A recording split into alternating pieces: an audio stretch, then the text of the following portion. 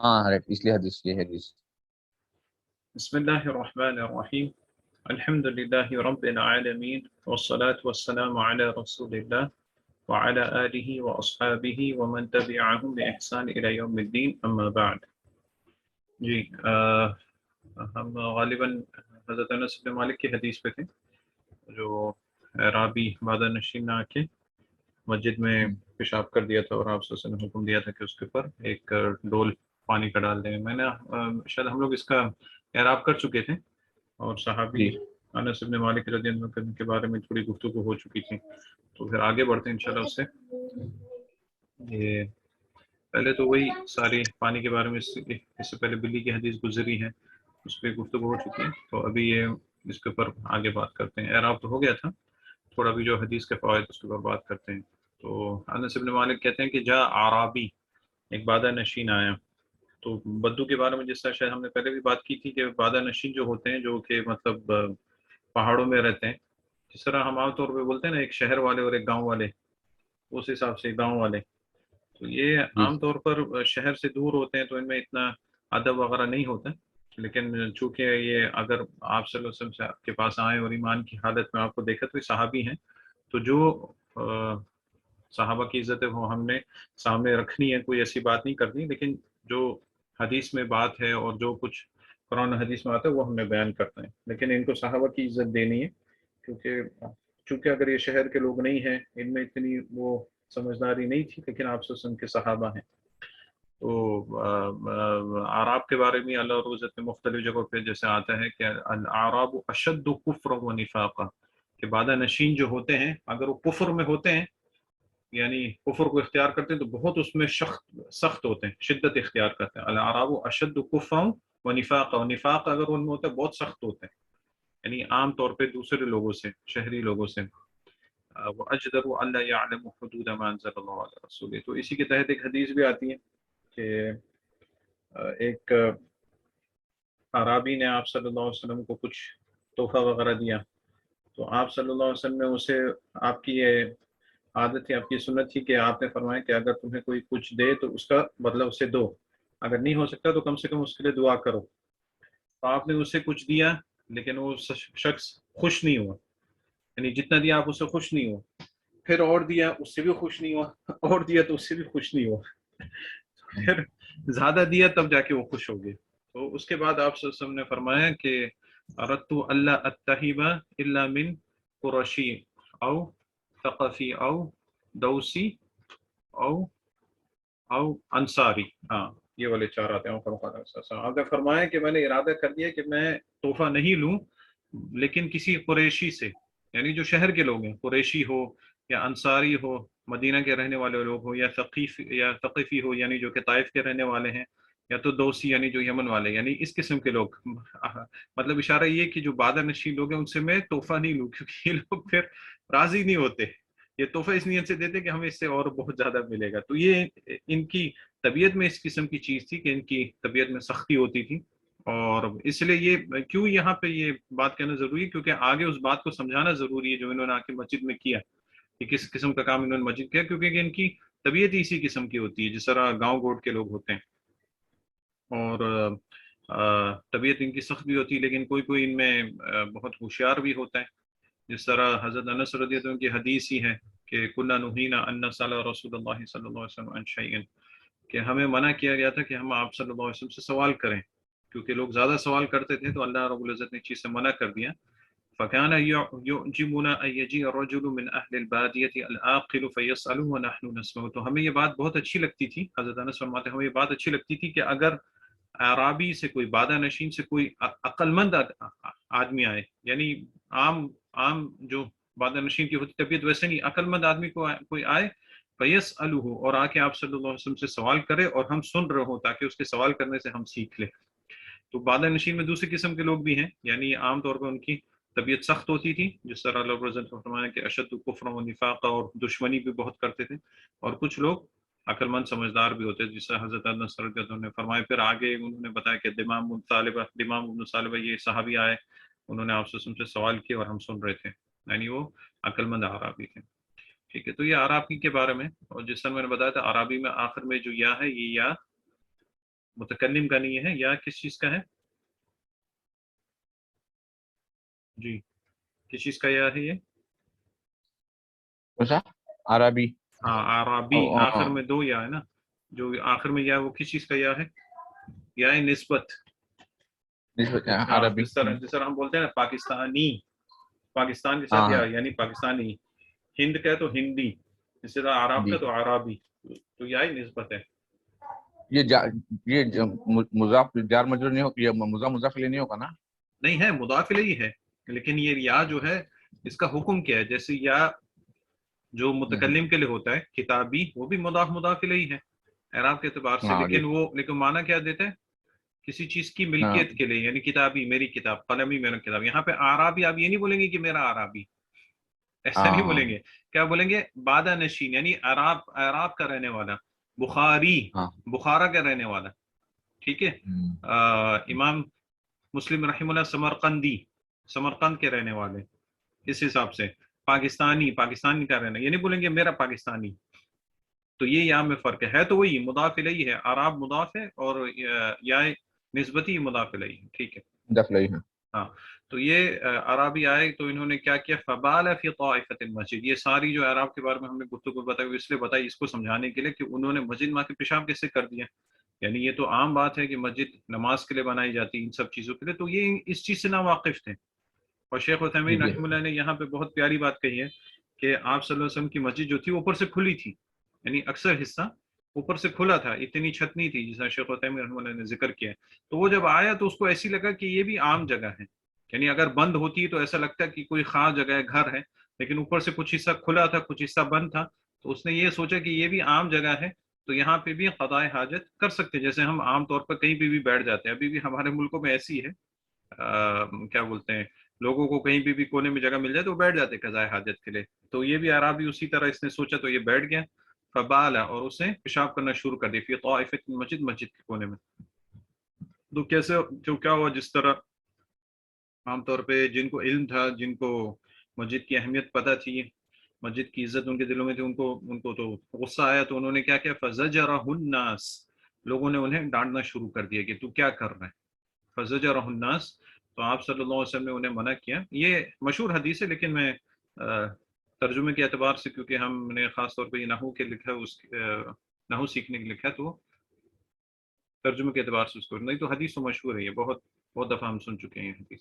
فنہاہم النبی صلی اللہ علیہ وسلم، تو آپ صلی اللہ علیہ وسلم نے انہیں منع کر دیا، یعنی ڈانٹنے سے منع کر دیا. حالانکہ یہاں پہ دیکھیں، یہاں پہ بہت عظیم الشان قاعدہ یہاں پہ آ رہا ہے، اور یہ قاعدہ بہت ہی مہم ہے جو کہ علماء نے اس قسم کی احادیث سے نکالا ہے کہ آپ صلی اللہ علیہ وسلم نے، اب یہاں پہ بتائیں یہاں پہ جو غلط کام ہے وہ کیا ہو رہا تھا؟ کیا مسجد میں پیشاب کرنا غلط کام تھا، یا پھر اس کو ڈانٹنا غلط کام تھا؟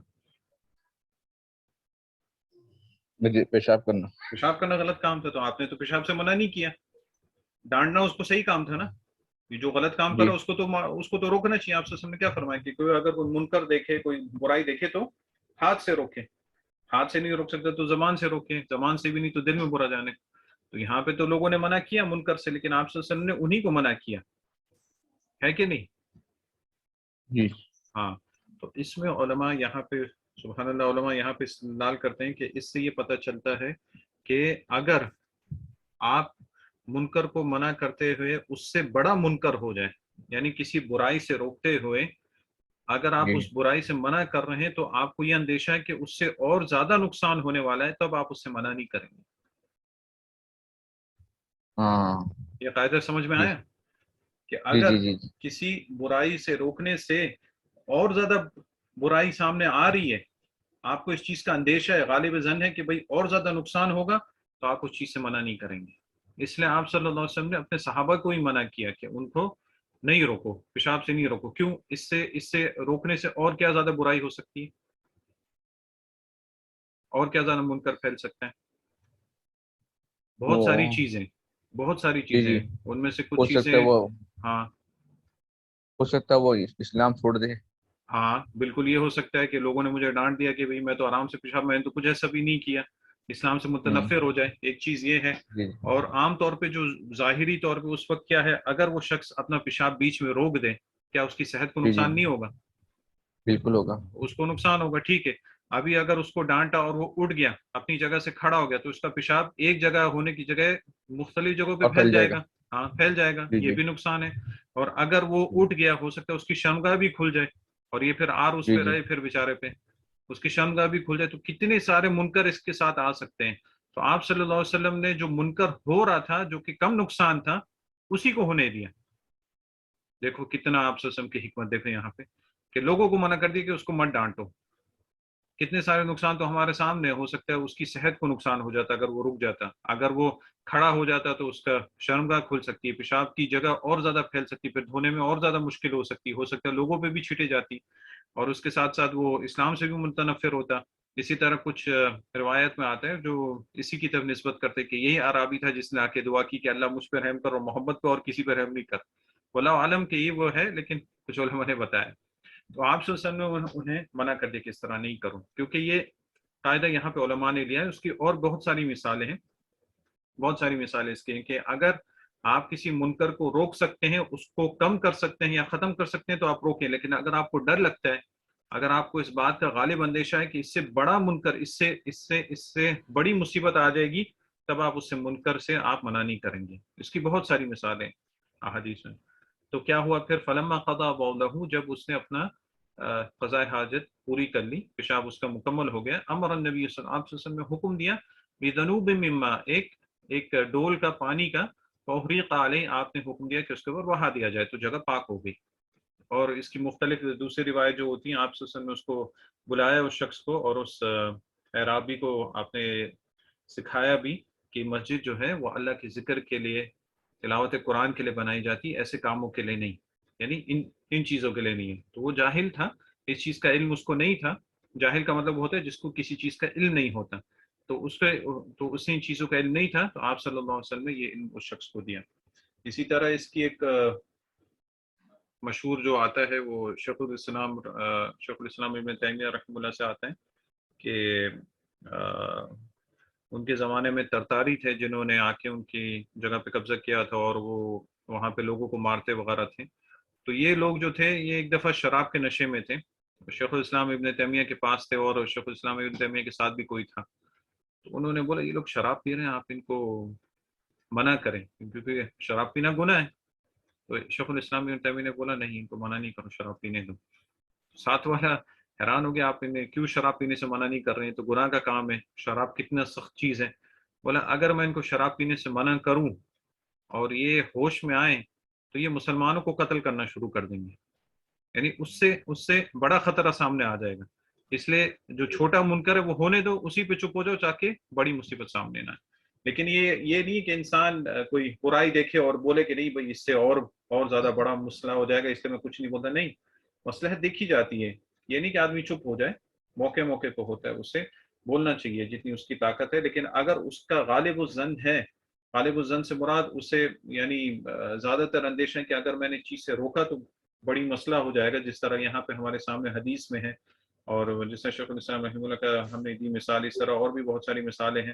جس طرح آپ صلی اللہ علیہ وسلم جب مکہ فتح ہو گیا تھا, پورا آپ کا یعنی حکم وہاں پہ ہو گیا تھا, تب آپ نے حضرت عائشہ سے فرمایا تھا کہ لولا قوم کی حدیث عہد بالکفر, اگر تمہاری قوم ابھی کفر سے نہیں نکلی ہوتی, یعنی ابھی کفر سے نکلی ہے, مسلمان ابھی ہوئے, تو میں کعبے کو ڈھا کے پھر سے ویسی بنا دیتا جیسے ابراہیم علیہ السلام نے بنایا تھا. لیکن آپ نے کیوں نہیں بنایا, کیونکہ کعبے کا اس طرح ہونا جو کہ قواعد ابراہیم پہ نہیں ہے, یہ بھی صحیح طریقہ نہیں ہے, لیکن آپ نے اس کو اسی پہ چھوڑ دیا کیونکہ اس سے بڑے منکر کا اندیشہ تھا. تو اس سے علماء سد ذرائع کا بھی وہ لیتے ہیں دلیل, اور اسی طرح یہ بھی کہ اگر کسی منکر کو روکنے سے بڑا منکر آ جاتا ہے تو آپ اسے منع نہیں کریں. تو یہ حدیث واضح ہوگی. جی. اسی طرح اس میں اور بھی بہت سارے فوائد ہیں, تھوڑے سے فوائد ہم لے لیتے ہیں. ایک تو یہ ہے جو واضح طور پہ ہمارے سامنے ہے کہ آپ صلی اللہ علیہ وسلم نے وہاں پہ ایک ڈول پانی منگوایا اور آپ نے وہاں پہ ڈالنے کا حکم دیا, اس سے زمین پاک ہو گئی. اتنا زمین پاک کرنے کے لیے کافی ہے. جی ہاں, وہ زمین تو مٹی تھی نا, مٹی تھی. تو وہاں پہ اگر آپ نے نجاست کے اوپر پانی ڈال دیا، اتنا پانی ڈال دیا کہ وہ نجاست چلی گئی تو بس ختم ہو گیا، وہ پاک ہو گئی. کیونکہ میں جی جی یہ بات کیوں کر رہے ہیں، کیونکہ کچھ علماء کا قول یہاں پہ یہ آتا ہے کہ نہیں، وہاں سے مٹی نکال کے کھود کے اس کو ہٹانا بھی پڑے گا. حالانکہ یہ قول مرجوح ہے، حدیث میں ایسا کچھ نہیں آتا ہے کہ آپ صلی اللہ علیہ وسلم اچھا نے مٹی کا ہٹانے کا حکم دیا. کچھ تو علماء نے بولا، دوسرے علماء نے بتایا کہ یہ قول مرجوح ہے، یہ قول صحیح نہیں ہے، مٹی کو وہاں سے انتقال کرنے کی کوئی ضرورت نہیں. اگر آپ نے اتنا پانی ڈال دیا کہ وہ نجاست پہ غالب آ گیا تو زمین پاک ہو گئی. ٹھیک ہے. اور یہاں پہ شیخ عثیمین رحمہ اللہ ایک نقطہ یہ بھی بتاتے ہیں، کیونکہ یہ زمین ہے اور سوکھنے والی چیز ہے، پیشاب ایسی چیز ہے جس کے جرم نہیں ہوتے، یعنی وہ کیا بولتے ہیں، وہ لکوڈ فارم میں ہے، یعنی پخانے کی طرح نہیں ہے جو کہ وہاں پہ جمع رہے گا ایک قسم کا. جی جی تو شیخ عثیمین رحمہ اللہ کہتے ہیں کہ یہ جگہ جو ہے یہ سوکھنے سے بھی پاک ہو جاتی ہے، یہ جگہ جو ہے وہ سوکھنے سے بھی پاک ہو جاتی ہے، یعنی سورج سے اس سے. لیکن آپ صلی اللہ علیہ ہاں وسلم نے یہ کیوں کیا کہ پانی ڈال دیا کہ تاکہ جلدی مسجد کو پاک کیا جائے، یعنی اس کا انتظار نہیں ہے کیا جائے بلکہ جلدی اس کو پاک کیا جائے. تو اس کی دلیل میں ایک اور حدیث لیتے ہیں جو کہ حضرت ابن عمر رضی اللہ تعالیٰ عنہ سے روایت ہے کہ کتے جو تھے وہ مسجد کے نبی جو ہے اس ٹائم دروازے کھلے ہوتے تھے تو آتے اور جاتے تھے، لیکن ان کے آنے جانے سے مسجد کو کوئی نہیں دھوتا تھا اس جگہ کو. تو اسے بھی دلیل لیتے ہیں کہ وہ جگہ پاک ہو جاتی ہے اس سے. تو اور اس سے ایک دلیل عام طور پہ یہ ہے جو کہ واضح تو ہے لیکن اس میں بھی تھوڑی وضاحت کے لیے اس سے کہ انسان کا پیشاب جو ہے وہ ناپاک ہے، انسان کا پیشاب جو ہے وہ ناپاک ہے، اس لیے آپ صلی اللہ علیہ وسلم نے اسے دھونے کا حکم دیا. لیکن جو معقول لحم ہے، یعنی ایسے جانور جن کا گوشت کھایا جاتا ہے، ان کا پیشاب پیخانہ وہ پاک وہ ناپاک نہیں ہے، وہ ناپاک نہیں ہے. وہ اگر انسان کے کپڑے پہ لگ جائے یا کہیں جسم پہ لگ جائے اور اسے دھوئے بغیر کوئی نماز پڑھ لے تو اس میں کوئی حرج کی بات نہیں ہے، نماز اس میں پڑھی جا سکتی ہے. ٹھیک ہے. اور اس میں ایک اور قاعدے کی طرف اشارہ آتا ہے جو کہ امام مسلم نے غالباً اپنے مقدمے میں لکھا ہے کہ انزل الناس منازلہم، کہ لوگوں سے اس طرح کا معاملہ کرو جتنا کہ ان کی سمجھنے کی طاقت ہے، یعنی اس حساب سے. عرابی ہے نہیں سمجھتا تو اس سے بھی اسی قسم کا معاملہ کیا، اس کو سمجھایا. آپ صلی اللہ علیہ وسلم جس طرح کچھ روایت میں آتا ہے آپ نے اس کو بلایا اور اسے بتایا کہ مساجد ہیں اللہ کے ذکر کے لیے تعمیر کی جاتی ہیں، اور ان هذه المساجد لا تصلح لشيء من هذا البول ولا القدر، یہ جو مساجد ہیں یہ اس قسم کے پیشاب پخانے کے لیے، گندگی کے لیے نہیں ہے. انما هي لذکر اللہ، یہ اللہ کے ذکر کے لیے ہے، وقراءۃ القرآن، اور قرآن کی تلاوت کرنے کے لیے ہیں مساجد جو ہیں. تو اس سے یہ بھی پتہ چلتا ہے کہ آپ صلی اللہ علیہ وسلم کتنے پیار سے تعلیم دیا کرتے تھے، اور آپ کی حکمت بھی کہ کتنے پیار محبت سے آپ نے اس کو سمجھایا. اور اسی طرح ایک مسلمان دائی کو ہونا چاہیے. عام طور پر کوئی شخص اگر منکر دیکھتا ہے تو فوراً اس کا خون کھولنے، خاص طور پہ مسلمان، اس کا خون کھول جاتا ہے، جی کیوں جی یہ ایسا کر رہا ہے، کیوں یہ ایسا غلط کام کر رہا ہے. بہت ساری وجوہات ہو سکتی ہیں، جیسے عرابی اس کو پتہ نہیں تھا، اس نے سوچا کہ بھئی یہاں پہ بھی کام ہو سکتے ہیں تو اس نے ایسا کر لیا. پہلے جا کے اس کو انسان سمجھائے اپنا. اب ہو سکتا ہے اسے غیرت آئے، غصہ آئے اس شخص کو کہ بھی ایسا کیوں کر رہا ہے، لیکن ٹھیک ہے، لیکن سامنے والے کو آپ اس کی اصلاح چاہتے ہیں، آپ اس کو متنفر نہیں کرنا چاہتے. آپ صلی اللہ علیہ وسلم جب کسی امیر کو بھی بھیجتے، جیسے حضرت معاذ کو بھیجا، حضرت ابو موسیٰ اشعری کو بھیجا، آپ نے کیا فرمایا؟ یسرا ولا تعسرا، آسانی کرو سختی نہیں کرو. وبشرا ولا تنفرا، اور خوشخبری دو اور لوگوں کو متنفر نہیں کرو، یعنی اچھے سے ان کو سمجھاؤ. تو عام طور پر اگر منکر دیکھیں تو عام طور پہ نوجوانوں کا یہ ہوتا ہے کہ وہ ایک دم غصے سے وہ ہو جاتے ہیں کہ وہ سامنے والے کو اس طرح منع کرتے ہیں کہ وہ اس کی اصلاح کے بجائے وہ اور زیادہ ناراض ہو جاتے ہیں. نہیں، آپ اس کو ایک دفعہ بتائیں، 2 دفعہ بتائیں، 3 دفعہ بتائیں، آپ بار بار موقع ملے وہ انشاءاللہ اس کو بتائیں. اگر وہ آپ کی بات کو سن رہے تو یہ بھی بہت بڑی بات ہے کہ آپ نے اپنی بات اس تک پہنچا دی. کیونکہ جب آپ کسی منکر سے منع کر رہے ہیں تو آپ کا مقصد یہ ہونا چاہیے کہ سامنے والے کی اصلاح ہو، اس کی بے عزتی نہ ہو، نہ ہی اس کی توہین مقصود یہ ہو کہ اس کی اصلاح ہو جائے. تو اصلاح کا طریقہ عام طور پہ یہ ہوتا ہے کہ آدمی آرام سے بیٹھ کے اس کو اکیلے میں سمجھائے. جس طرح حدیث میں بھی آتا ہے المؤمن مرآۃ المؤمن، کہ مومن جو ہے دوسرے مومن کا آئینہ ہے. آئینہ جو ہوتا ہے وہ صرف دیکھنے والے کو بتاتا ہے کہ تم میں عیب کیا ہے، وہ جا کے دوسروں کو نہیں بتاتا ہے یا دوسروں کے سامنے شور بھی نہیں کرتا ہے. تو یہ آپ سب سمجھ جانا، اس کی مثال دی ایک مومن دوسرے مومن کا آئینہ ہے. اس سے بھی یہی پتہ چلتا ہے کہ اگر کسی مسلمان بھائی میں کوئی خامی ہے یا تو پھر آپ اسے آرام سے پیار سے سمجھائیں. اگر وہ سمجھ جاتا ہے تو ٹھیک ہے، نہیں تو پھر سمجھائیں، دوسری تیسری دفعہ سمجھائیں. لیکن اگر دیکھا ہے کہ یہ شخص نہیں سمجھ رہا ہے، تب یہ حکمت آتی ہے کہ کبھی کبھی انسان اپنی آواز اونچی کرے، یا پھر لوگوں کے سامنے یعنی مجمع میں اس طرح بولے کہ شاید اسے حیا آ جائے اس چیز سے باز آ جائے، لیکن شروع میں نہیں. عام طور پہ ایک ہی دفعہ دیکھیں تو اسے ڈانٹنا شروع کر دیں. تو یہ بھی اس میں حکمت ہے. اور بھی اس حدیث میں بہت سارے فوائد ہیں، لیکن ہم اپنی چھوٹی سی مجلس میں اس کو نہیں دے سکتے، تو ہم انشاءاللہ آگے بڑھتے ہیں. اس میں کچھ سوال نہ ہو کے اعتبار سے، یا کچھ اور اس میں حدیث میں نہیں ٹھیک چلا. صحیح ہے، ٹھیک ہے. انشاءاللہ پھر اگلی والی حدیث پہ جاتے ہیں. اس کی قرات اور اس کا اعراب دیکھ لیتے ہیں انشاءاللہ، پھر اپنی یہ والی مجلس انشاءاللہ ختم کریں گے. جی آگے پڑھیں. حدیث نمبر 11. جی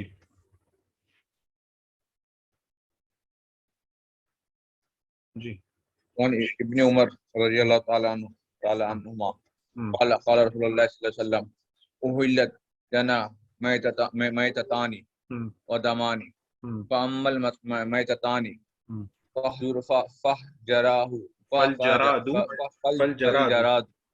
فالجراد والحوت واما الدمان فالکبید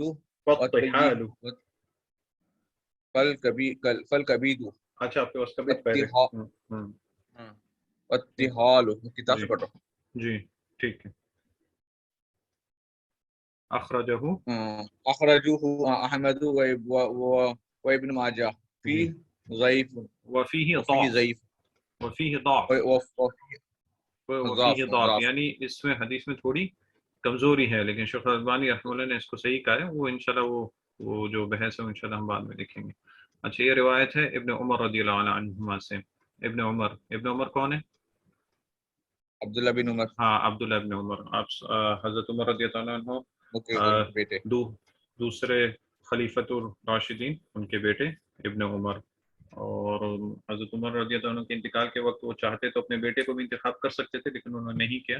انہوں نے شورا بٹھایا 6 لوگوں میں، اور حضرت اپنے بیٹے کو، حالانکہ یہ بھی قابل تھے لیکن انہوں نے نہیں اپنے بیٹے کو انتخاب کیا، کیونکہ ان سے جیسے آتا ہے کہ خلافت کا بوجھ ہمارے خاندان میں سے ایک نے اٹھا لیا. تو وہ کہا، مجھے وہ الفاظ یاد نہیں ابھی، لیکن عبداللہ ابن عمر بہت ہی جلیل القدر صحابی.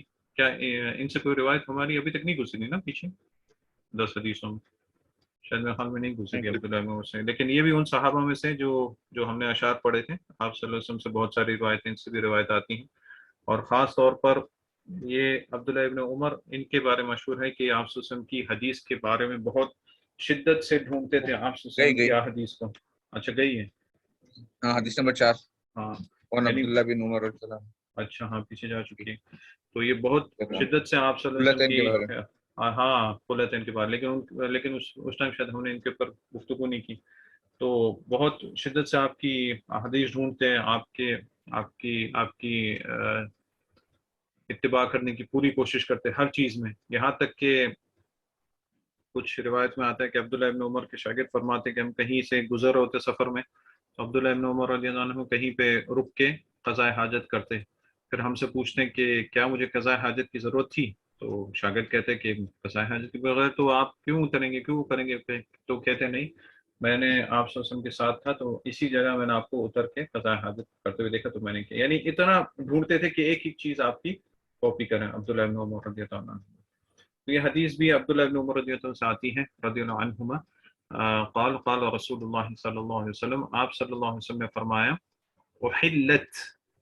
جی احلت کون سا صیغہ ہے؟ احلت ماضی کا ہے. ہاں ماضی کون سا؟ احلت ماضی تو ہے، کون سا ماضی ہے؟ یہ تائے تانیث دیکھ کے تو ہمیں پتہ چل جاتا ہے کہ یہ ماضی کا ہی ہے. ہاں یہ ماضی کا ہی ہے. تو لیکن ماضی کا کون سا؟ ماضی میں بہت سارے، مفرد ہے اور تثنیہ کا ہے، جمع کا ہے. یہ تثنیہ کا ہے؟ نہیں، تثنیہ میں تو الف نون آنا چاہیے یا الف آنا چاہیے ماضی میں. جی جی وہ تو احلتا آتا پھر. ہاں اور معروف کی صیغیں ہیں اور مجہول کی صیغیں ہیں. جی یہ کون سا صیغہ ہے؟ یہ ضروری یہ صرف میں ہم نے لیا ہوا یہ سب کچھ. جی جی اہلت ہاں ماضی ہم کا نے کیا صیغہ ہے. دیکھا تھا، ماضی میں جو پہلا کلمہ ہوتا ہے وہ ہمیشہ کیا ہوتا ہے؟ ماضی میں پہلا ہاں اس کے اوپر کیا حرکت آتی ہے ثلاثی میں؟ تو فتح آتا ہے. پتہ آتا ہے. تو یہاں پہ تو دمہ آیا، تو یہ کون سی صیغے میں سے ہو گیا؟ یہ ماضی کا ہی ہے. ہاں یہ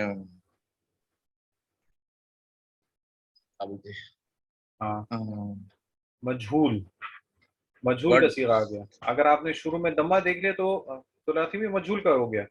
فعلا، فعلا، فعیلا، فعولا، یہ سب معروف کے صیغے ہیں، یعنی جن کا جو فاعل ہے وہ مذکور ہوگا. اور صیغہ ہے، مجہول کا صیغہ ہے. ہاں اور جو مجہول کے صیغے ہوتے ہیں اس میں کیا ہے، اس میں اور فاعل بھائی ذکر نہیں ہوگا، مفعول بھی اس کی جگہ لے لے گا اور اس کا حکم لے لے گا. صحیح ہے؟ ٹھیک ہے. تو اصل میں یہ کیا تھا؟ احلہ تھا. احلہ سے احلہ یعنی حلال کیا گیا. کیونکہ یہاں پہ تثنیہ آ رہا ہے تو پھر ہم بولیں گے حلال کی گئی. حلال کی گئی. لنا کا کیا اعراب ہے؟ اہلت لنا، جی یہ مفعول بھی ہے. ٹھیک ہے. نہیں لنا مفعول بھی یہاں پہ نہیں آ رہا ہے ابھی فی الحال. آپ کہہ سکتے ہیں اس کے قائم مقام، لیکن اس کا اعراب کیا ہے؟ لام کا اعراب کیا اور نون کا کیا؟ منصوب ہے. نہیں لام کیا ہے؟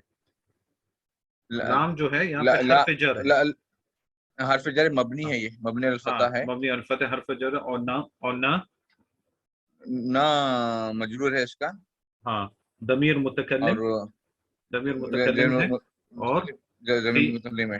فی محل فی محل جر. جر. ہاں فی محل جر ہے. احلت لنا حلال کی گئی ہمارے لیے. اچھا میتتانی یہاں پہ کیا بن رہا ہے؟ میں تتانی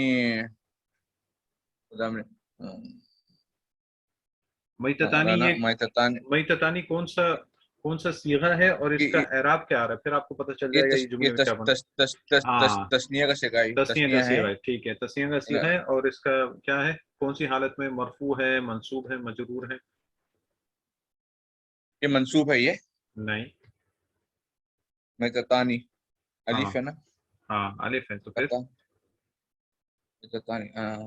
تسنیہ منصوب کب ہوتا ہے، مرفوع کب ہوتا ہے، علامت کیا اس کی؟ ہاں یہ میں تتانی مجرور ہے. نہیں مجرور کیسے ہو سکتا ہے؟ ہاں مجرور کے لیے تو ہم نے نہیں میں تتانی و دمانی مرفوع ہے. یہ ہاں مرفوع ہے. کیوں مرفوع کیا ہے؟ مرفوع کی علامت کیا ہے؟ الف نیابت عن دمہ ہے. ہاں الف نیابت عن دمہ، بالکل صحیح. دمہ ہے. میتا سے اور میتا میم یا تا میتا اور تا، اس میں سے آپ نے الف نون ڈال دیا تو میتتان یعنی تسنیہ کا صیغہ بن گیا. تو یہ مرفوع ہے اور رفع کی علامت الف نیابتاً عن الدمہ. ٹھیک ہے. دمہ ہے. اسی طرح دمانی بھی کیا ہے؟ یہ بھی مرفوع ہے یہ بھی مرفوع ہے. اور الف نے ہاں اور اس کا مفرد کیا تھا؟ دمہ. ہاں دم یعنی ہاں خون، دمان. ٹھیک ہے. تو یہ دونوں مرفوع ہیں. تو پھر یہ جملے میں کیا بن رہے ہیں؟ ان کا کیا بن رہا ہے؟ مرفوع کیوں بن رہی ہے؟ مرفوع کیوں آئے؟ مرفوع تو آپ نے بتا دیا صحیح ہے، تسنیہ بھی ہیں، دونوں مرفوع بھی ہیں. مرفوع کیوں ہیں؟ کیا یہ فاعل یہ بن رہے مبتدا بن ہیں رہے. یا نہیں مبتدا نہیں بن رہے؟ نہیں مبتدا تو نہیں بن رہے. فاعل بن رہی ہے. نہیں فاعل نہیں ہے. فاعل کے لیے تو فعل معروف ہونا چاہیے نا. ہاں فعل معروف. یہ جب مجہول کا صیغہ مجہول یہ بنا تو ہاں پھر یہ کیا بن رہا ہے؟ یہ نائب فاعل بن رہا ہے. ہاں یہ نائب فاعل. میتتانی نائب فاعل ہے اس لیے مرفوع ہے، اور دمانی میتتان پر عطف ہے اس لیے. احلت کا یہ کیا ہے؟ نائب فاعل ہے اس لیے مرفوع ہے. اصل نائب میں یہ فاعل. دونوں کیا تھے؟ یہ مفعول بھی تھے، لیکن چونکہ آپ مجہول کا صیغہ لے آئے تو پھر اس لیے ان دونوں نے فاعل کی جگہ لے لی. اچھا آپ صلی اللہ علیہ وسلم نے فرمایا کہ احلت لنا حلال کی گئی ہمارے لیے. تو یہاں پہ فاعل مذکور نہیں ہے. ہمیں کہا تھا کہ مجہول کا صیغہ مختلف وجوہات کے لیے آتا ہے. بہت ساری مختلف اس کی وجوہات ہوتی ہیں. اس میں سے ایک وجوہات ایک یہ ہوتی ہے کہ آپ کو فائل معلوم ہے، فائل معلوم ہے، اس لیے ذکر کرنے کی ضرورت نہیں ہے. یہاں پہ فائل کون ہے، حلال کرنے والا کون ہے؟ احلت لنا، ہاں ہم لوگ نہیں حلال و اللہ حلال و تعالیٰ حرام کون کرتا ہے؟ اللہ رب العزت. اللہ تعالیٰ اللہ تعالیٰ اللہ رب اللہ العزت، صرف اللہ کو اس کی صرف اللہ رب العزت کو اس کا اختیار ہے کہ اللہ رب العزت کسی چیز کو حلال کرے حرام کرے. تو یہاں پہ واضح ہے. آپ صلی اللہ علیہ وسلم کہیں کہ عمر تو مجھے حکم دیا گیا، یا آپ کہیں کہ ہمارے لیے حلال کیا گیا، تو کون ہے حکم دینے والا، حلال کرنے والا؟ اللہ رب العالمین، اللہ رب اللہ العزت. رب تو العالمین. واضح ہے. ٹھیک ہے. تو اگر آپ معروف کا صیغہ لے آئیں تو آپ بولیں گے کہ احل اللہ لنا میتتین و دمین. ٹھیک ہے. اگر آپ معروف کا صیغہ لے آئیں گے تو پھر لفظ جلالہ ظاہر آ جائے گا، احل اللہ لنا میتتین و دمین، تب دونوں منصوب میں آ جائیں گے کیونکہ مفعول. لیکن چونکہ آپ نے فاعل جو کہ لفظ جلالہ اس کو محذوف کر دیا اور مجہول کا صیغہ لے آئے کیونکہ پتہ ہے معروف ہے حلال و حرام صرف اللہ اور رزق کے اختیار میں. تو احلت لنا میتتان و دمانی، معنی کیا ہوا کہ حلال کی گئی ہمارے لیے ہمارے لیے دو مردار، میتہ کا تثنیہ یعنی دو مردار، و دمانی دو خون. ٹھیک ہے. پھر آگے آپ سے نے فرمایا کہ فَأَمَّا الْمَيْتَتَانِ، جہاں تک جو دو میتہ ہے، جو مردار جو چیزیں وہ کیا ہیں؟ فَالْجَرَادُ وَالْحُوتُ. فَالْجَرَادُ وَالْحُوتُ یہ دونوں وہ کیوں ہیں، مرفوع کیوں ہیں؟ یہ مبتدا بن رہے ہیں یہاں پر؟ نہیں مبتدا نہیں بن رہے. جی یہ پھر فالجراد والحوت. اس میں مختلف اعراب آ سکتے ہیں. ایک اعراب یہ ہے کہ آپ اس کو بدل مانیں، بدل. اچھا بدل. اور مبدل منہ کون ہے اس میں سے پھر؟ ہوت. ہاں جراد اور ہود دونوں بدل ہیں، لیکن مبدل منہ کون ہے؟ ہاں مبدل میں میتتانی. یعنی دو میتہ، اس میں سے بدل کون آ رہا ہے؟ جراد اور ہوت. جراد اور ہوت. اس لیے دونوں نے اعراب بھی اسی کا لیا. بدل و مبدل منہ کا اعراب ایک ہی ہوتا ہے. ایک تو یہ اعراب ہے. دوسرا اعراب یہ ہے کہ آپ اس میں گنتی کو محذوف مانے کہ فَأَمَّا الْمَيْتَتَانِ یعنی دو مردار، احدہما الجراد، احدہما الجراد، اس میں سے پہلا جراد ہے، وثانیہما الحوت، تو یہ دونوں کیا ہو جائیں گے؟ خبر ہو جائیں گے. یعنی پہلا جو ہے وہ جراد ہے، احدہما الجراد والثانی الحوت. تو یہ اعراب اس میں جائز ہے. لیکن بدل مبدل منہ بھی اس کو مان سکتے ہیں. اسی طرح وَأَمَّا الدَّمَانِ، اور جو دو اچھا الجراد، جراد جو ہے وہ ٹڈی معروف ہے نا، ٹڈی تو جانتے ہیں نا؟ جی جی. انگلش میں کیا بولیں گے اس کو؟ مجھے نام ذہن میں نہیں آ رہا ہے. ٹڈی تو پتہ ہے، ٹڈی، لیکن انگلش میں کیا بولتے ہیں؟ ہاں سعودی میں بہت ہوتا ہے، پاکستان میں بھی سنا کھاتے ہیں اس کا شوربہ بنا کے. لیکن اس کا انگلش میں نام بھول گیا. وہ ایک تو وہ گراس ہاپر ہوتا ہے، وہ جیسے ہی ہوتا ہے، لیکن وہ نہیں ہے گراس ہاپر، تو وہ سبز رنگ کا ہوتا ہے، وہ نہیں. ٹڈی ہوتی ہے جو کہ ایک ساتھ بہت ساری آتی ہیں اور پوری فصل کو برباد کر دیتی ہیں. اچھا، فالجراد والحوت، حوت سے مراد مچھلی. ٹھیک ہے، مچھلی مراد ہے. وَأَمَّا الدَّمَانِ، اور جو دو خون ہے وہ کیا ہے؟ فَالطِّحَالُ وَالْكَبِدُ. یہاں پہ طحال اور کبد کا اعراب ویسے ہی آپ بولیں گے جیسے جراد اور حوت میں بولا تھا، یا تو بدل مبدل لے لیں، یا تو احدہما الطحال والثانی الکبد، یہ اعراب بھی لے سکتے ہیں. اور دو خون کون سے؟ طحال بولتے ہیں تلی کو. تلی ہوتی ہے نا، تلی جو ہوتی ہے بکرے وغیرہ کو ذبح کرتے ہیں، اس میں تلی نکلتی ہے، وہ تلی ہے طحال. اور کبد کس کو بولتے ہیں؟ کلیجی کو. ہاں کلیجی کو. عام طور پہ ہم لوگ کھاتے رہتے ہیں، کبد کا لفظ بھی ہم بولتے ہیں. عام طور پہ جو مصری ریسٹورینٹ ادھر جا کے ہم بولتے ہیں کبد، تو وہ کلیجی فرائی کر کے لے کے آتے ہیں کبد. تو یہ دو خون جو ہیں یہ حلال ہیں. ٹھیک ہے. اس حدیث کی تخریج اس حدیث کو لے کے آئے امام احمد ابن حنبل اپنی کتاب میں، اور ابن ماجہ. اور اس حدیث کی سند میں ضعف ہے، یعنی کمزوری ہے کسی ناحیے سے. لیکن اس میں انشاءاللہ ہم اگلی دفعہ گفتگو کریں گے حدیث کے فوائد پہ. یہ تھوڑا سا اعراب پہ اور اس کے معنی پہ ہو گیا، باقی گفتگو انشاءاللہ اگلی مجلس میں کریں گے. یہاں تک کچھ اشکال؟ یہ انشاءاللہ تعالی احلت لنا ہے نا، احلت لنا میتتانی. جی احلت لنا پھر لنا یہاں پر لنا جار مجرور ہے متعلق احلت جار مجرور ہے. ہاں جار مجرور پہلے ایسا پہلے آ سکتا اہلت میتتان ہاں آ اہلت سکتے ہیں. جار مجرور میں جو مجرور ہے کا نا، جار مجرور جو ہے نا اس میں وسعت بہت ہے. جس طرح ہم نے دیکھا تھا نا، علماء نے بتایا جار مجرور جو ہے یہ جملے میں کہیں بھی آگے پیچھے آ سکتا ہے، کیونکہ واقعی اتنا جملے میں ہوتا ہے. یہ آپ عام طور پہ دیکھیں گے کہ انا کانا وخواتها میں یہ جار مجرور جو ہے یہ بیچ میں بھی آ جاتا ہے یا بعد میں بھی آ جاتا ہے. اسی طرح مبتدا خبر کے ساتھ جو ہو یہ پہلے بھی آ سکتا ہے بعد بھی آ سکتا ہے، تو یہ آ سکتا ہے، مسئلہ نہیں اس کا. ہاں ہاں ہاں. اور یہ جو آپ نے بات اصل میں کی نا، آپ کو میرے خیال میں کنفیوژن اس لیے ہو رہا ہے کہ نائب فائل اس کے ساتھ ایک دم کیوں نہیں آیا.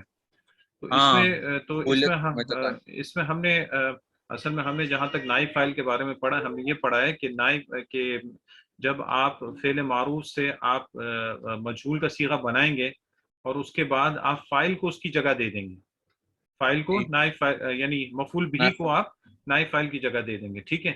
لیکن اگر آپ کے جملے میں مفعول بھی نہیں ہے تو پھر تب وہ لمبی گفتگو ہے، لیکن وہ ہم نے اس میں اجرمیہ میں نہیں لی. ہو سکتا ہے آپ کے جملے میں مفعول بھی نہیں ہو، آپ کے اس میں کوئی جار مجرور آئے یا تو کوئی ظرف آ رہا ہو، تو وہ نائب فائل تو وہ آ کے فائل کی جگہ لے کے وہ نائب فائل بن جائیں گے. لیکن وہ گفتگو ہمارے ابھی جو سکوپ ہے اس سے جب باہر ہے. اجرمیہ میں نہیں کہ وہ اگر بڑی کتابوں میں جاتے نحو کی تب وہ گفتگو اس میں آتی ہیں. جس طرح مثال کے طور پر اگر آپ کہتے ہیں ضرب زید کہ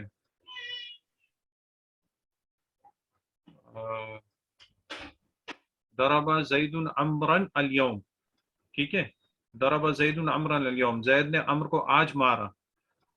اس میں فائل تو زید ہے، عمر مفعول بھی ہے، اليوم کیا ہے؟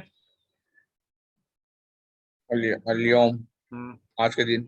ہاں نہیں، کیا ہے جملے میں کیا بن رہا ہے اور منصوب کیوں آ رہا ہے؟ ظرف ہے، ظرف زمان ہے. ہاں اگر آپ فائل کو بھی محذوف کر دیں اور مفعول بھی کو بھی محذوف کر دیں تو کیا بنے گا؟ ضرب اليوم، آج مارا گیا. ضرب اليوم. تو اس طرح بھی ہوتا ہے، یعنی اگر آپ مفعول بھی کو نائب نہیں بنا رہے وہاں پہ، اس سے بھی ہٹا رہے ہیں، تو اس کے بعد جو دوسری چیزیں آتی ہیں وہ بھی نائب فائل بن سکتی ہیں. لیکن یہاں پہ نہیں، یہاں پہ مفعول بھی جو ہے وہی نائب فائل یہاں پہ بنایا گیا، تو اس نے فائل کا حکم لے لیا، اس لیے وہ یہاں پہ مرفوع ہے. ٹھیک، واضح ہو گیا انشاءاللہ. ٹھیک. سبحان اللہ و بحمدہ، سبحانک اللہم و بحمدک، اشہد ان لا الہ الا انت، استغفرک و اتوب الیک.